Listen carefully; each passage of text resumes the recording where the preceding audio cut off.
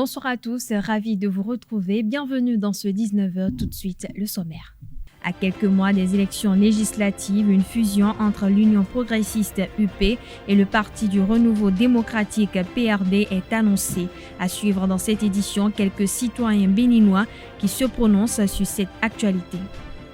L'Office central de répression de la cybercriminalité OCRC alerte la population sur de nouveaux cas de sextorsion. Les raisons de cette alerte dans ce 19h.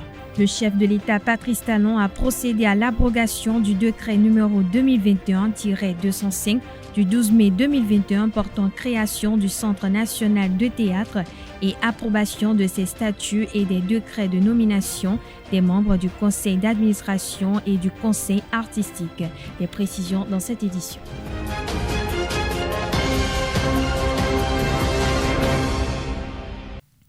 À quelques mois des élections législatives de 2023, une union entre l'Union progressiste UP et le Parti du renouveau démocratique PRD est annoncée. Les discussions étant avancées entre les deux partis, quelques citoyens de la ville de Cotonou se prononcent sur cette actualité. Suivons-les au micro de Anel Dohou et Quentin Amoussou. C'est une stratégie politique acceptable et acceptée.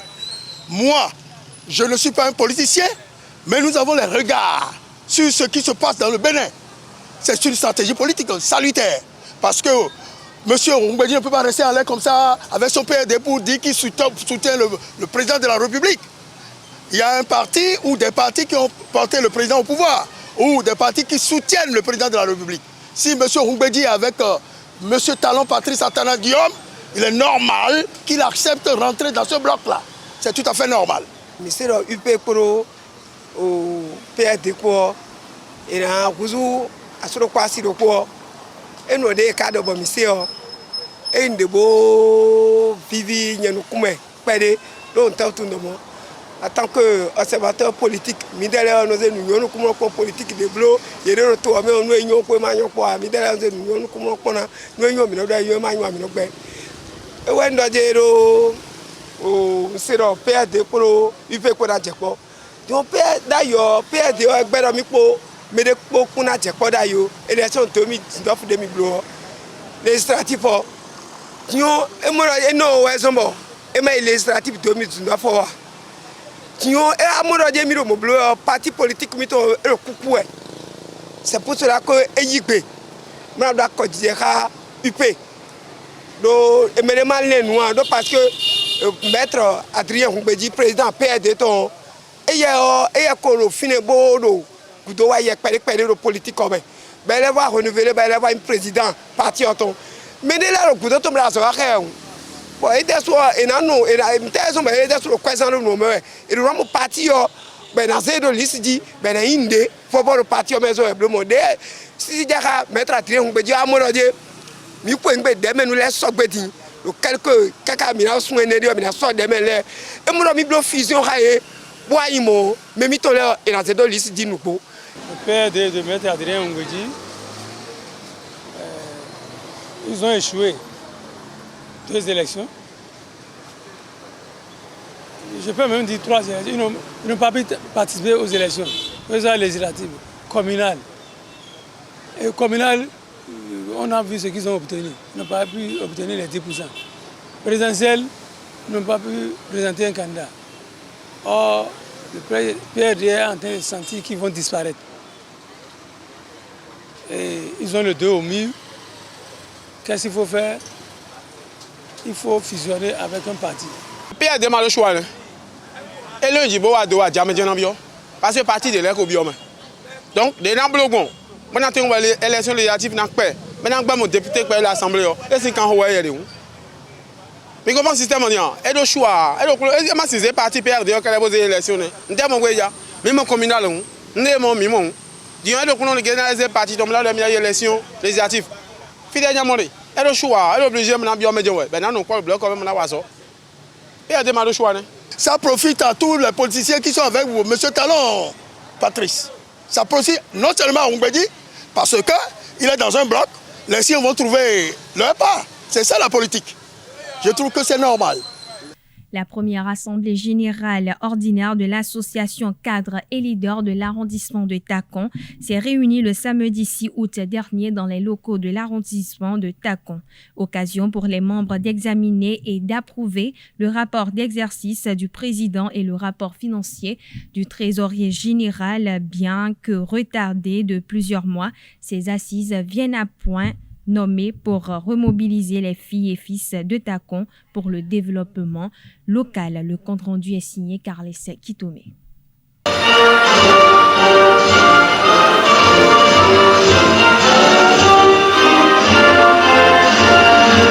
Après l'exécution de l'hymne national, les participants de cette Assemblée générale ordinaire ont procédé à l'adoption du rapport des premiers 21 mois d'activité du président Noël Alagbada et de son bureau. Nous voici réunis pour la première fois pour la première Assemblée générale ordinaire du CLAT après 21 mois de vie.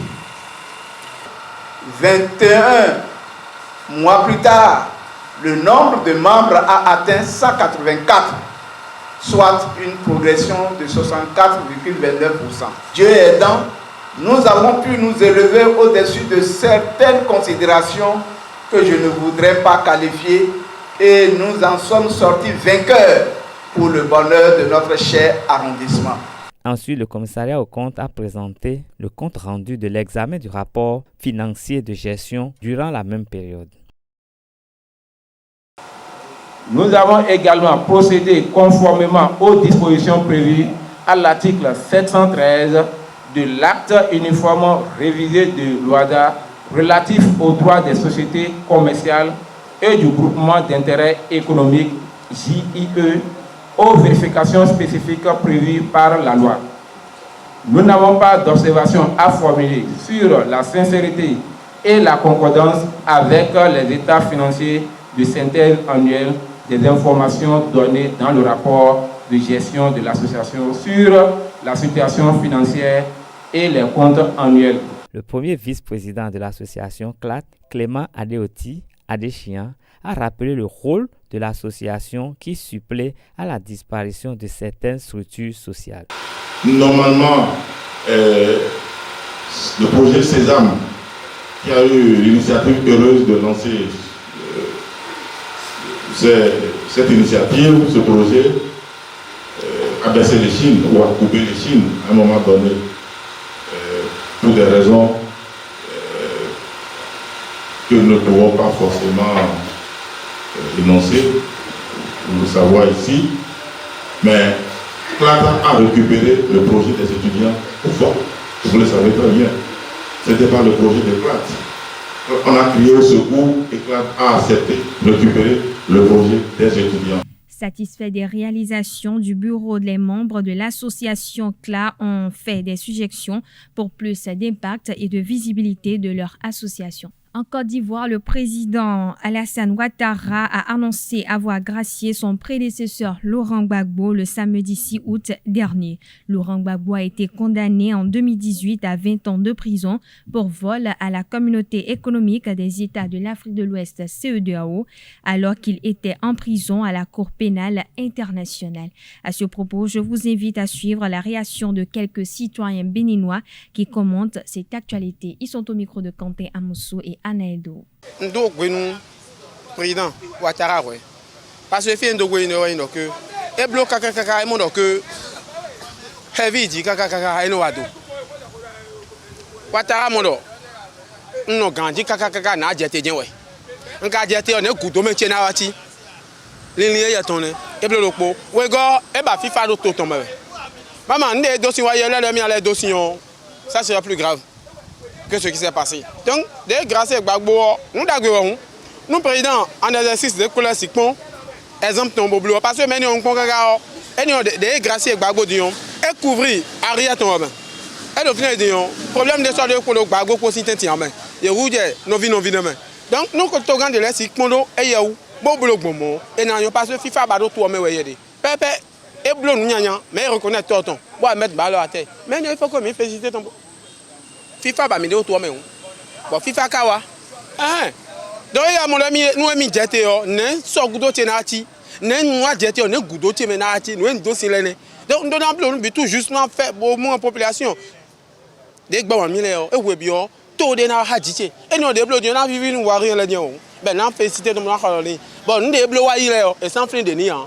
Et par exemple élection de Blois Côte d'Ivoire 2018 no élection de Blois Côte d'Ivoire ben vous me gege no pata koudin Laurent Gbagbo do canton Ouattara de sous le canton Guillaume Soro de sous le canton Charles Blé Goudé de sous le canton bon il vous met en désordre kaka ben gbedin Ouattara wa y pouvoir bon mon dire troisième mandat de Gbanou Medio bon mais bon to vous metto to wele ka troisième mandat no wa po et moi nous mettons bon nyame donc câble medio c'est gars il CPI pour 10 ans mon le CPI bon et CPI de ton bon tu a condamné ton voilà des blocs de banque ben a condamné ton 20 ans ben nous donc mais si tu déjà de loi Ouattara mon dire et non kunyo doje nous sommes les mêmes ivoiriens de poemi mi na gracier ton staff au de honi ben mon dire mi ko mi na gracier Laurent Gbagbo ben gracier Laurent Gbagbo pour Gbedion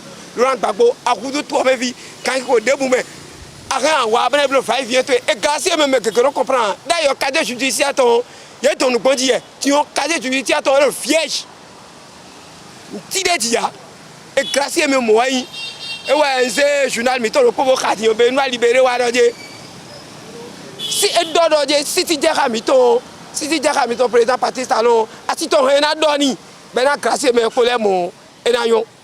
Avant que M. Ouattara ne soit candidat à la présidentielle, n'est-ce pas, de 2010, il a fallu que M. Gbagbo prenne des mesures spéciales, constitutionnelles, pour autoriser la participation de M. Ouattara à cette présidentielle. Donc, c'est un retour de reconnaissance. Ouattara est reconnaissant à M. Gbagbo. Gbagbo pouvait continuer à dire non, il ne peut pas être candidat. Aujourd'hui, Ouattara est président. Il est normal qu'il fasse la grâce présidentielle à Laurent Gbagbo. Parce que c'est à la défense de la constitution ivoirienne que Gbagbo s'est retrouvé en exil et il est rentré au pays. Donc Ouattara n'a fait que la paix et rien que la paix.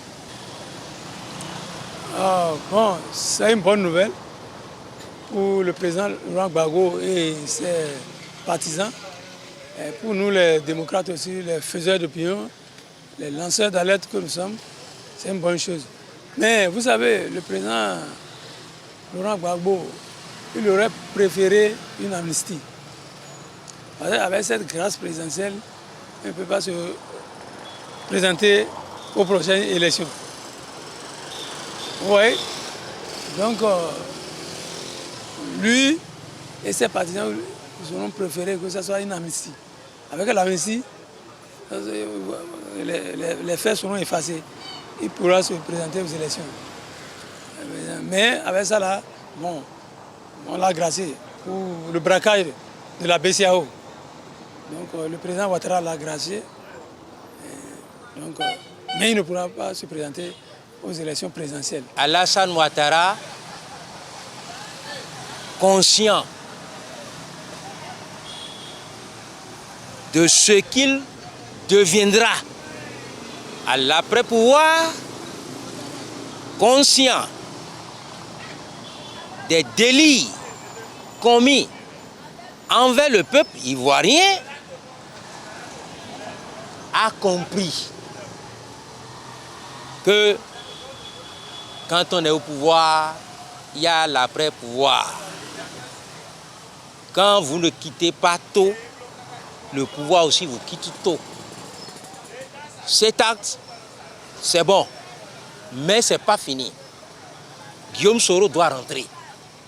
Il doit continuer par gracier et libérer tous les otages politiques de la Côte d'Ivoire. Il faut que notre président de la République, le président Patrice Talon, et Ouattara et son conseiller, Monsieur le Président de la République, avec tout le respect que j'ai envers vous, je vous demanderai d'aller à l'école de Ouattara.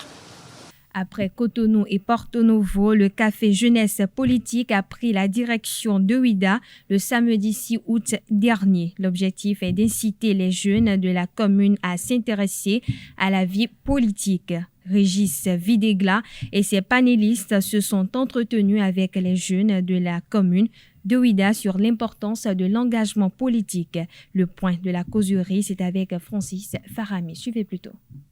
Après Cotonou et Porto Novo, le café jeunesse politique a mis le cap sur la commune de Ouida le samedi 6 août dernier. L'initiative de cette causerie était d'inciter l'intérêt des jeunes de la cité historique du Bénin à la vie politique. Le café jeunesse politique, c'est une initiative politico-citoyenne qui a pour objectif de sensibiliser les jeunes, d'informer les jeunes, de les faire participer, de susciter en eux l'engagement pour la chose politique. Pour cette troisième édition, les jeunes de la ville de Ouida ont répondu présent à l'appel des panélistes et le message semble être reçu et compris.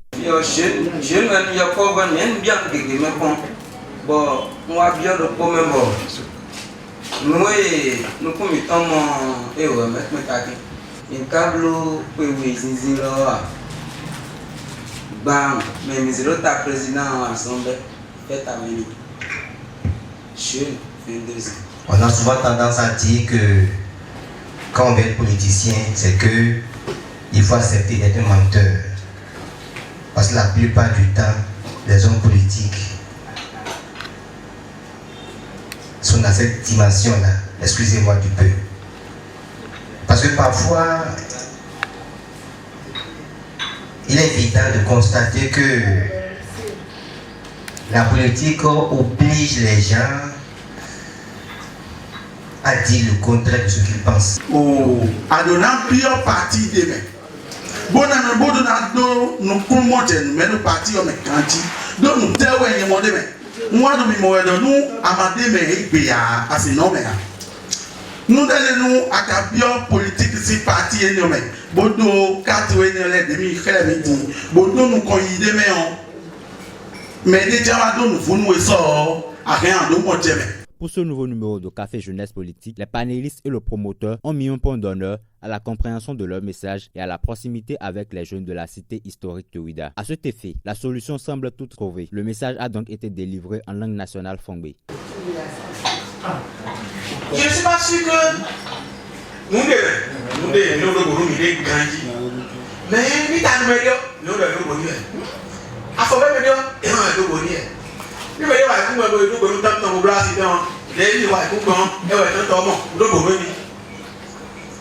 ce que tu dis bien de vrai, mais ça ne peut jamais vous décourager.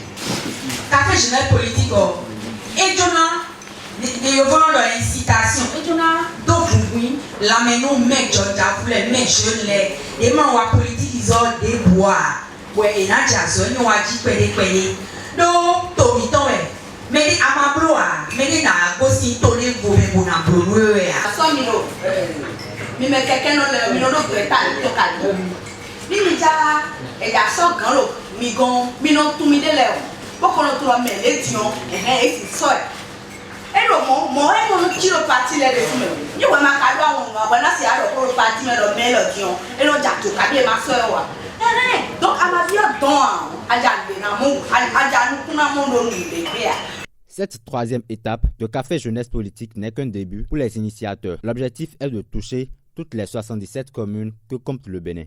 À présent, je vous invite à suivre Moufidat Gbadamassi, une des panélistes qui vous livre ici les faits marquants qui ont incité son intérêt pour la vie politique. Elle est toujours au micro de Francis Farami. J'ai débuté moi mes activités dans une association de jeunes que tout le monde connaît du nom de la Jeune Chambre internationale Bénin.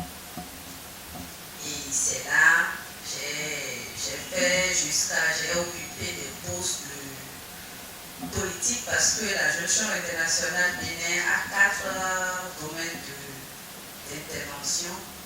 Après la politique, il y a un domaine de la politique pour gérer les organisations locales. Donc je suis de la Jeune Chambre internationale Soleil.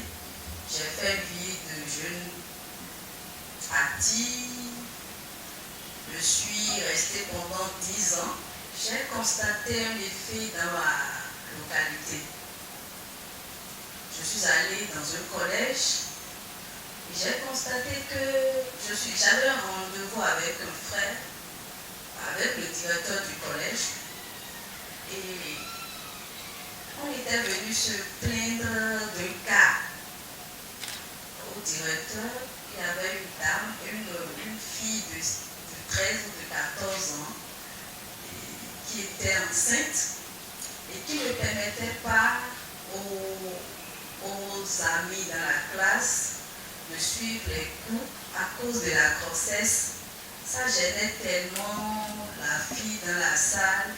Les amis n'arrivaient pas à suivre les cours parce qu'ils disaient que la fille dégageait d'odeur. Donc elle est moquée et tout.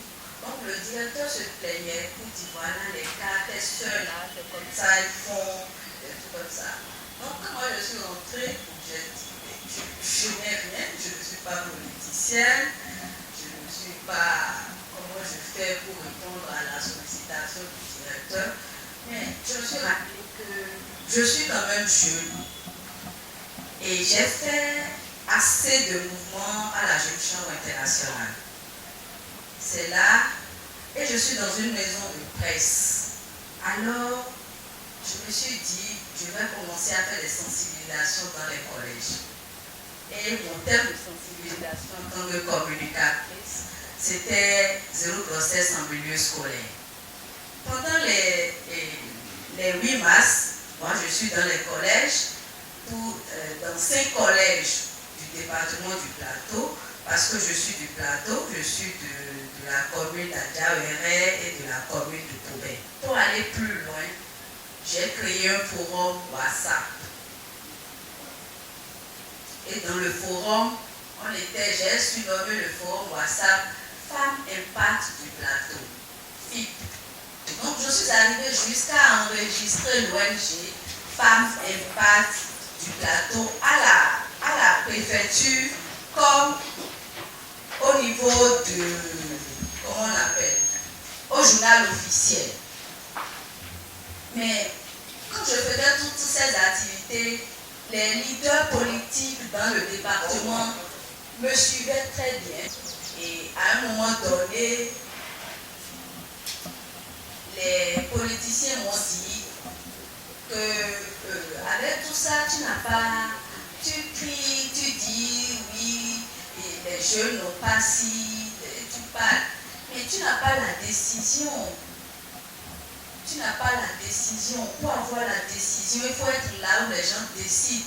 Je l'annonçais au sommaire de cette édition, le chef de l'État, Patrice Talon, a procédé à l'abrogation du décret numéro 2021-205 du 12 mai 2021 portant création du Centre national de théâtre et approbation de ses statuts et des décrets de nomination des membres du conseil d'administration et du conseil artistique. Placé sous la tutelle du ministère en charge de la culture, le Centre national de théâtre avait pour mission de contribuer à la promotion et au développement du théâtre. Le chef de l'État a aussi procédé à l'abrogation des décrets de nomination des membres du conseil d'administration et du conseil artistique. Il s'agit du décret numéro 2021-206 du 12 mai 2021 portant nomination des membres du conseil d'administration du Centre national de théâtre et du décret numéro 2021-207 du 12 mai 2021 portant nomination des membres et du président du conseil artistique du Centre national de théâtre. Autre information dans cette édition, parlons sécurité à présent. L'Office central de répression de la cybercriminalité OCRC alerte sur de nouveaux cas de sextorsion. Il nous a été remonté plusieurs nouveaux cas de sextorsion avec un mode opératoire différent, informe l'Office central de répression de la cybercriminalité. Selon l'OCRC, des cybercriminels lancent des appels vidéo aléatoires. Un montage est fait avec le visage de la victime et une autre vidéo est une autre vidéo la mettant dans une situation intime dans le but de faire pression et d'estoquer de l'argent à cette dernière, explique l'OCRC. Suite à une telle situation, l'OCRC invite à la vigilance, éviter de décrocher des appels vidéo d'inconnus, contactez les autorités compétentes lorsque vous êtes victime, restez vigilant, alerte l'OCRC. Hors de nos frontières, les actualités en Côte d'Ivoire, au Tchad, en Argentine et en Colombie constituent la page internationale de ce 19h, une compilation de Nansérine Fatoumbi. Le samedi 6 août dernier, le président ivoirien Alassane Ouattara a annoncé avoir accordé la grâce présidentielle à son prédécesseur Laurent Gbagbo comme d'armaison en 2018 pour l'affaire dite du braquage de la BCEAO. Cette grâce intervient dans un contexte de réconciliation politique enclenché à la fin de l'année 2020. Une autre rencontre s'est tenue le 14 juillet dernier à Troyes avec l'ancien président Kona Bédié. Précisons que l'amnistie efface la condamnation et restaure l'intégralité des droits civils et politiques. Au Tchad, le chef de la junte Mahamat Idriss Déby Itno a signé ce lundi au Qatar un accord avec une quarantaine de groupes rebelles destinés à lancer un dialogue national à N'Djamena le 20 août prochain. Mais pour l'instant, le Front pour l'alternance et la concorde au Tchad, un des principaux groupes rebelles, n'a pas signé l'accord malgré les espoirs des médiateurs à Doha. En Argentine, la relation entre le gouvernement d'Alberto Fernandez et les organisations sociales qui le soutiennent se font de plus en plus tendues. Tous les 7 août, l'Union des travailleurs de l'économie populaire a réuni des dizaines de milliers de personnes dans tout le pays. La mobilisation d'hier résonne comme un avertissement de la part des organisations sociales proches du gouvernement. Précisons que la manifestation avait eu lieu sur l'avenue du 9 juillet et pas en face du palais présidentiel sur la place de Mai. En Colombie, ce dimanche 7 août, Gustavo Petro, premier président de gauche de l'histoire de la Colombie, a prêté serment devant des centaines de milliers de personnes à Bogota, lançant ainsi un appel aux groupes armés, signer la paix ainsi qu'à mettre fin à la guerre anti-drogue tenue en échec. La cérémonie d'investiture de Gustavo Petro a été forte en symbole, son discours fort en contenu.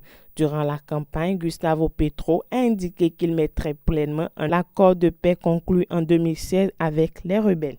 Parlons sport à présent. La 6e édition des Jeux Intercampus a connu son épilogue le vendredi après-midi avec des fortunes diverses pour les 14 sites universitaires sous le coupole du Centre des œuvres universitaires et sociales d'Abomey-Calavi, COUS-AC. Le reportage est signé Setone Larios Adjabueno.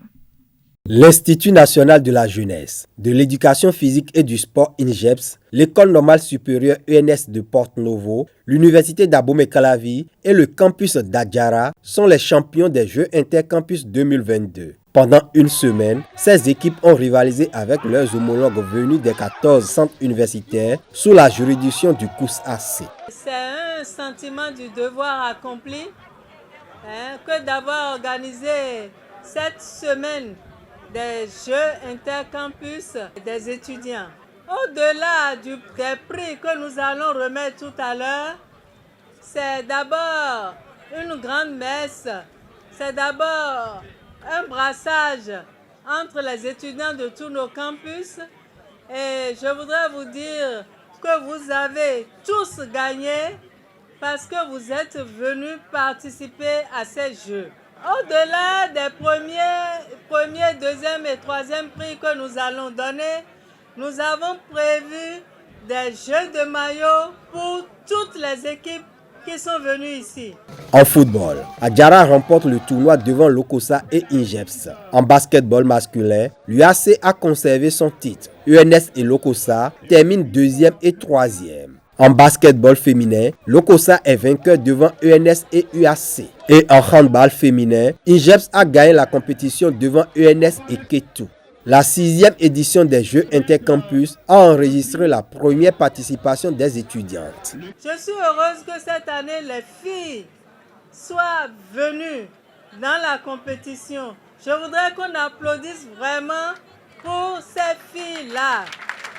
Et tout ceci a été possible grâce aux subventions que nous recevons du gouvernement du président Talon et grâce également à l'appui de notre ministre de tutelle, Madame Eleonore Yahi Ladekan, que je vous prie d'applaudir très fort. Les Jeux Intercampus 2022 se sont déroulés dans l'enthousiasme et dans le fair play. Le mérite revient au COUS AC et à son équipe dirigeante, particulièrement la directrice, et également à vous tous qui avez participé à ces Jeux Intercampus de la communauté universitaire. Je vous félicite tous par rapport à vos performances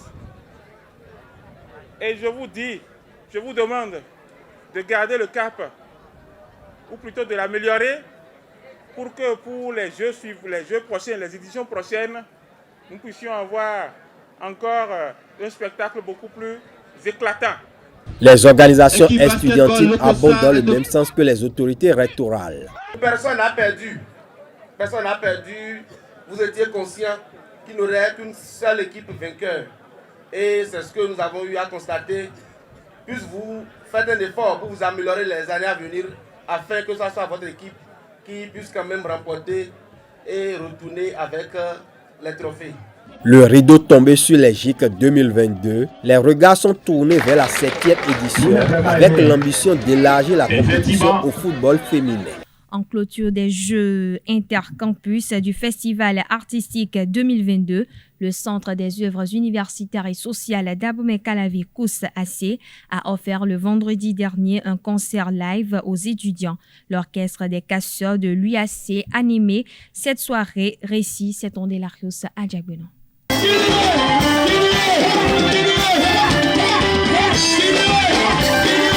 Le mythique orchestre des étudiants, les casseurs de l'UAC, met le feu au terrain des sports de main du campus pour la clôture des Jeux Intercampus et du Festival artistique 2022.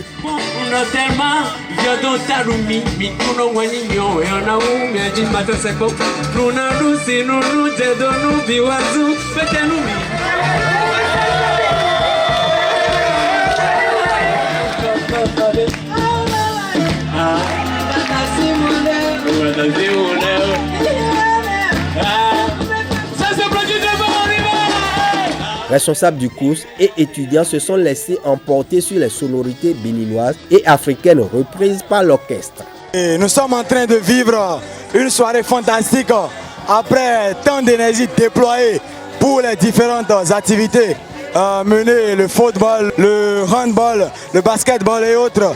C'est un plaisir pour nous de partager ce moment entre nous pour pouvoir changer d'idée, plus particulièrement les équipes qui n'ont pas pu tirer leur épingle du jeu. Et nous sommes très heureux, très contents de partager cette soirée en fraternité avec nos frères et sœurs qui sont venus d'ailleurs. Donc c'est un plaisir partagé et une gargantuesque joie pour nous. Oui, on s'amuse très bien. Ils ont décidé qu'après toute difficulté, après, disons, les coupes gagnées, on doit se laisser s'amuser, se distraire avant de repartir. Les festivaliers et les sportifs tirent un satisfait au Centre des œuvres universitaires et sociales d'Abomey-Calavi COUS AC. Je tiens particulièrement à remercier le COUS AC qui ne cesse de déployer les efforts pour pouvoir agrandir la famille, pour pouvoir rendre heureux la famille universitaire. Et nous sommes très heureux de participer à ce tournoi et de clôturer par cette soirée fantastique et agréable. Et j'espère que l'année prochaine, nous serons encore là et en train de vivre une soirée pareille. Je la remercie beaucoup parce que c'est pas facile. Sincèrement, c'est pas facile. Et elle se donne corps et âme. C'est pas donné à tout le monde de le faire vraiment. C'est une femme battante et si je pouvais être comme elle demain, ça me fera beaucoup plaisir. En tout cas, je la remercie. La directrice du COUS AC reconnaît les mérites de ses collaborateurs et du gouvernement dans la réussite de cette semaine sportive et culturelle. Je voudrais vraiment, avant de finir, dire merci au directeur adjoint du COUS AC qui a travaillé d'arrache-pied avec le comité et à tout le comité également. Tout le monde a travaillé de jour comme de nuit pour nous offrir à nos chers étudiants cette semaine mémorable. Et nous espérons faire mieux la prochaine fois. Pourquoi pas avoir également un orchestre ailleurs. Merci au gouvernement pour nous avoir donné ces moyens ces subventions pour que nous puissions faire ce que nous avons fait. Rendez-vous pris pour la prochaine édition. Parlons toujours sport. La deuxième édition du sommet des jeunes bâtisseurs de l'Afrique va se tenir du 18 au 20 août 2022 à Cotonou. À quelques jours de cette rencontre panafricaine, le comité d'organisation a levé un coin de voile sur son contenu et a dressé les points de préparatifs lors d'une sortie médiatique. Des détails avec Jean-Mathieu Adensi, membre du comité. Que c'est une rencontre d'échange entre jeunes entrepreneurs africains qui aspirent à apporter un plus au développement de l'Afrique à partir de leur propre initiative. Le concept est de pouvoir montrer que le secteur privé est un vecteur du développement à tous les niveaux, que ce soit au niveau communautaire comme au niveau économique. Nous avons dans ce cadre 13 heures de conférences débat sur 7 thèmes spécifiques. Quelle éducation pour le développement de l'Afrique comme premier thème à développer? L'autonomisation de l'Afrique par l'agro-business. Le troisième thème est lié un peu à une question d'actualité qui perturbe bon nombre d'acteurs du développement du secteur économique, qu'est la monnaie. Donc le thème là aborde la monnaie unique pour l'Afrique, mythe ou réalité. La médecine traditionnelle, l'idéal pour l'Afrique. Le cinquième thème, c'est l'entrepreneuriat et l'autonomisation de la jeunesse, solution pour le développement de l'Afrique. Le sixième thème, l'entreprise africaine face à la digitalisation, atouts et obstacles. Le dernier thème, c'est la ZLECAf. Quel atout pour les pays africains? En dehors de des conférences débats, il y a des formations qui sont programmées. Il y a des formations qui sont programmées sur le coaching, et sur l'entrepreneuriat et sur le leadership. Nous avons les tables rondes qui ont touché des problèmes transversaux liés à la vie des entreprises en Afrique, surtout les entreprises tenues par les jeunes. Nous avons 3 heures de B2B. Le B2B, c'est pour permettre à ce que nous puissions créer des partenariats entre nous, d'abord entre jeunes entrepreneurs béninois et jeunes entrepreneurs africains. Il y a enfin un dîner de gala. Le dîner de gala d'abord, c'est le dîner qui clôture les activités. C'est en même temps un dîner de clôture, mais un dîner de distinction et des valeurs de réussite. Les valeurs de réussite, c'est des personnes ressources reconnues publiquement dans le monde des entreprises et qui ont prouvé qu'ils sont des modèles de réussite que nous avions répertoriés au Bénin comme en Afrique. Je peux vous dire aujourd'hui que, point de vue participation, nous avons pu toucher toutes les communes du Bénin. Et nous avons eu de retours par rapport à 30 communes et pour une moyenne de 60 participants. Qualité des participants, c'est des jeunes entrepreneurs déjà installés au niveau de ces communes-là qu'on a conviés. Nous avions invité 3 jeunes par commune. Et la deuxième catégorie de participants, il y a des jeunes entrepreneurs qui se retrouvent un peu partout dans le pays, qui ont manifesté leur désir de participer aux activités. Et ils sont, à la date d'aujourd'hui, 29 pour ce que nous avons eu jusqu'à ce matin. En dehors de ceux-là, il y a les étrangers, les participants étrangers. Les participants étrangers sont ciblés de la même manière que nous avions fait au plan national. C'est des jeunes entrepreneurs toujours. Et à la date d'aujourd'hui, on peut vous affirmer que nous avons 13 pays qui ont manifesté leur désir de participer à l'activité. Et sur ces 13 pays, il y a 5 pays qui ont confirmé vraiment qu'ils seront là avec nous. Les autres sont toujours à pied d'œuvre pour les formalités nécessaires pour pouvoir faire le déplacement pour participer à l'activité. Et les autres types de participants, c'est les sachants. Nous avions su mobiliser autour de nous des sachants. C'est des personnes ressources qui maîtrisent bien les questions d'actualité liées à l'épanouissement de la jeunesse, liées à l'autonomisation de la jeunesse, liées à la vie des entreprises au Bénin comme en Afrique.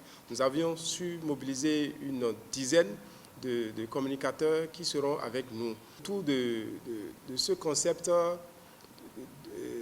du sommet qui entend motiver la jeunesse à avancer dans le monde entrepreneurial, il a été consigné que nous devrons nous attacher au modèle de réussite.